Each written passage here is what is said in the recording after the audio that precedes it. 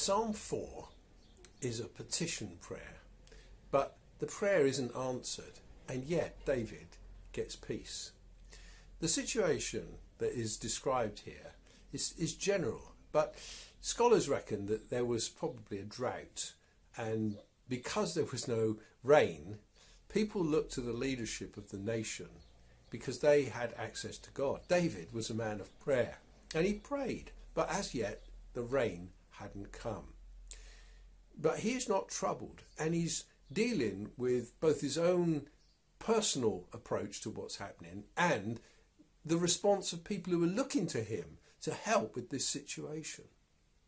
Actually, this psalm's been applied in three ways. It's been applied to the kind of difficulties when there are national disasters and there are needs in the nation.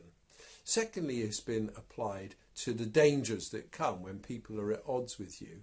And then thirdly, it's been applied to death itself, to when you die. In all three situations, the very last verse is the one that counts. In peace I will both lie down and sleep, for you alone, O Lord, make me dwell in safety. There may be circumstances that you're facing that are bigger than you, not just personal circumstances, but national. The crisis of the rise of the cost of living. The whole COVID thing has still got implications for us personally. The war with Ukraine and the way that that's impacting upon our nation and upon us individually.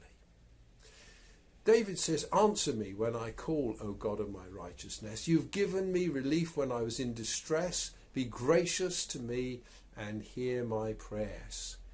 He then appeals to people around him in verse 2. O men, how long shall my honour be turned to shame? How long will you love vain words and seek after lies? But know that the Lord has set apart the godly for himself. The Lord hears when I call to him.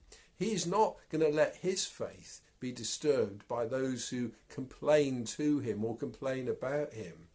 And his advice to such people is his own counsel to his own heart is be angry but don't sin. Ponder in your own hearts on your beds and be silent. Just calm.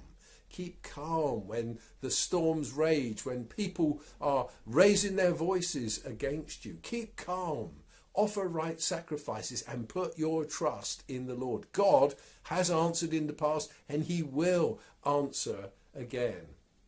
There are many, he says in verse 6, who say, who will show us good? They've given up hope and they're just casting doom and gloom around wherever they go. But David instead just turns back to God. Lift up the light of your face upon us, O Lord.